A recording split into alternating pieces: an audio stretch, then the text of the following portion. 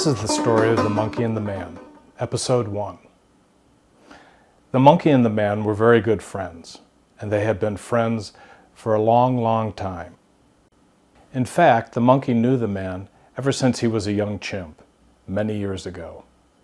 The monkey and the man were neighbors and lived close by. The monkey lived in a giant oak tree in the park next to the red apartment building where the man lived.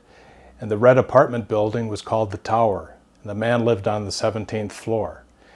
And the man could look out every morning and he could see the monkey over in the park sitting comfortably in the giant oak tree. Now somehow the monkey had gotten a shopping cart that he had found and had hoisted it up into the oak tree. And he took that shopping cart and he put sticks, he put leaves, he put cardboard, he even found an old cushion from a couch.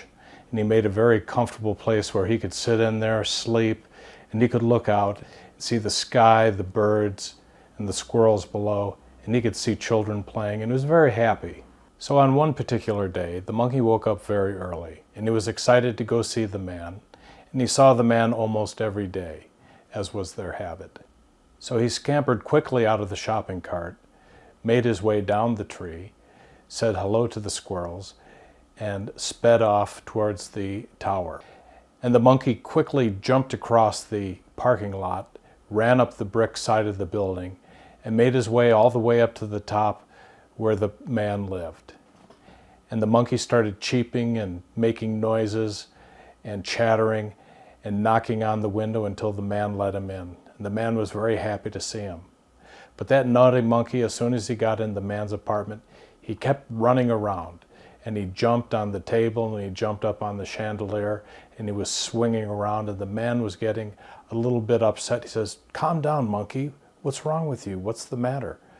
And the monkey ran around and he made all kinds of noise and he turned over a couple chairs, and the man says, "But wait a minute, monkey, I have something very important to tell you." But before he knew it, the monkey ran around the table 3 times, jumped up onto the windowsill, and made his way down the side of the building one more time. And the man called after him and said, "Wait, monkey, I have something very important to tell you." But the monkey jumped into the parking lot, ran across the parking lot over to the fence of the park, and there was a swimming pool. And he ran up to the fence of the swimming pool. He climbed over the fence, and then he stood at the edge of the swimming pool, and he was about ready to jump in.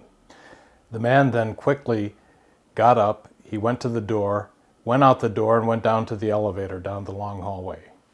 He pressed the button to the elevator. The man waited patiently for the elevator to arrive. He stepped in, pressed the lobby floor, and then he went down all 17 stories. And once the elevator door opened, he rushed into the lobby, and he was greeted by Thomas, the doorman. And the doorman wore this great big red suit with gold brocades and a big red hat. And he looked like an army general. Thomas said, "Good morning, sir. Are you in a rush today?" And the man said, "Yes, in fact, I have to find my friend the monkey. He just ran out of my window and he's down by the swimming pool and it looks like he's about ready to jump in."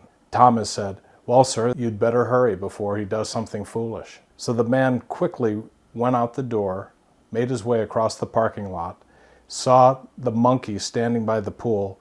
The man ran towards the fence, jumped over the fence, and he was about ready to grab the monkey when all of a sudden he imagined that he had a gun, and he was very angry. And he says, "This time I'm going to shoot that monkey." So he pulls the trigger, shoots the monkey, and the monkey looks up. He reads the man's thought, sees the bullet coming to him, and the monkey screams in terror. But it turns out it was only a figment of his imagination. Right at that point, the monkey jumps into the pool. The man quickly follows him and jumps in after him. The monkey is swimming down towards the drain at the bottom of the pool. He pulls the drain cap off, fits himself into the drain, and starts swimming through the drain. The man follows the monkey close behind, and they both are in the drain now. And as they're swimming through the drain twists and turns through the city. And they don't know where they're going, but they keep going forward anyway. And the monkey keeps his distance about 3 feet in front of the man. And they're swimming and swimming, and finally they get to the end of the drain. They reach the surface, and the monkey pops out first, and then the man right after him. And when they arrive, they see a very strange sight. It appears to be an old amusement park, abandoned for many years, and it's called Adventureland. And they're standing there looking at it, and they see a castle, and around the castle is a moat. And in this moat, they see red fish with big eyes looking at them. And there's shopping carts and other trash from years ago. The monkey is very excited, and he runs straight across the drawbridge towards the castle door, and the man follows closely behind.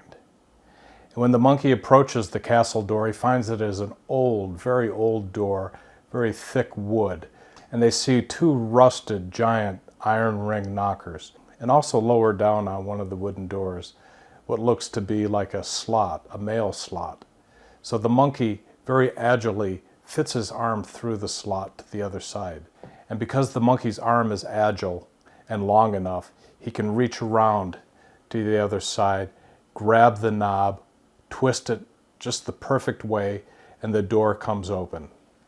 And now the monkey and the man, they see the inside of the castle for the first time as the door swings open with a loud creak. Once inside, they see that it is old and dusty, and there's cobwebs everywhere.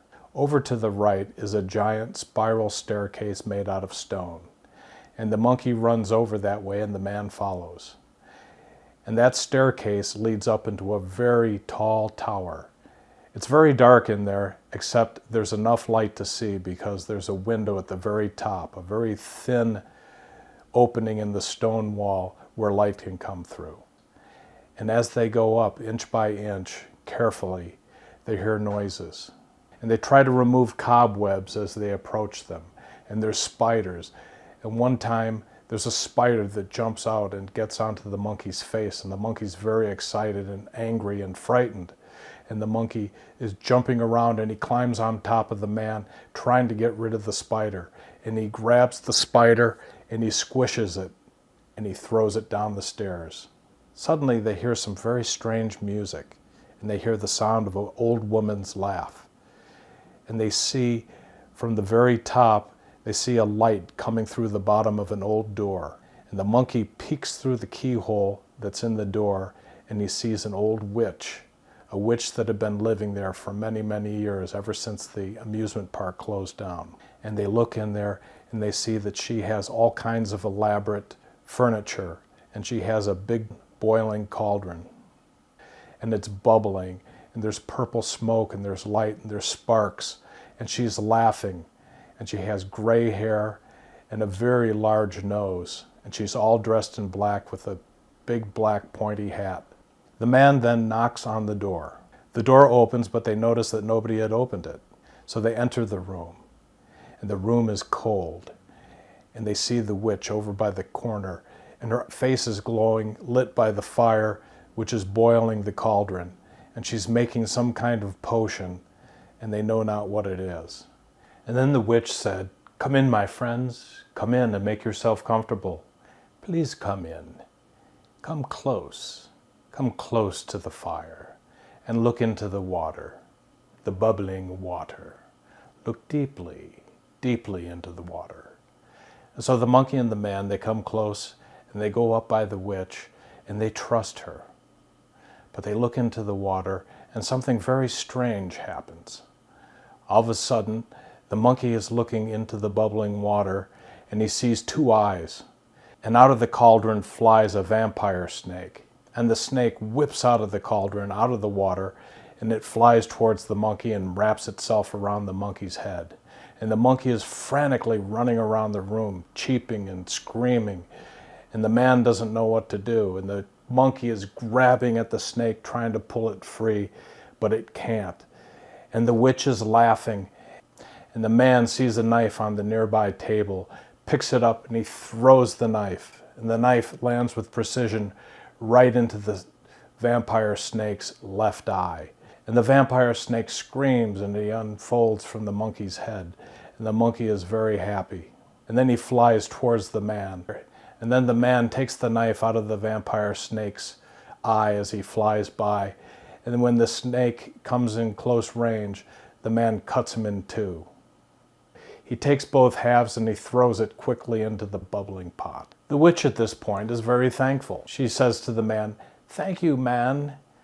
I needed that snake for part of my monster stew, and now we're ready to sit down and eat." The witch then invites the man and the monkey over to the stone table, where she has it set for 2 people, and she invites them to have a mouse and cheese sandwich on rye bread. Both the monkey and the man are very hungry, and the witch comes back with 2 hot mouse and cheese sandwiches. The monkey takes the sandwich and bites down. He hears the crunching of tiny mouse bones, but it is delicious. Then the monkey suddenly gets sleepy, and he falls asleep. And then the witch grabs her wand and casts a spell quickly on the man, and then the man can't move to help the monkey. The man is motionless. And then the witch goes over to the monkey where he's sleeping, lifts him up and throws him into the pot. And then the monkey is lost under the bubbling water. And then all of a sudden the monkey turns into a big red fish with big eyes. And it looks exactly like one of those big red fish with the bloated eyes. The man, meantime, cannot move. He's motionless. But he wills his eyeballs to form into 2 large arms. And they move out from his sockets. And they grab the witch round the throat.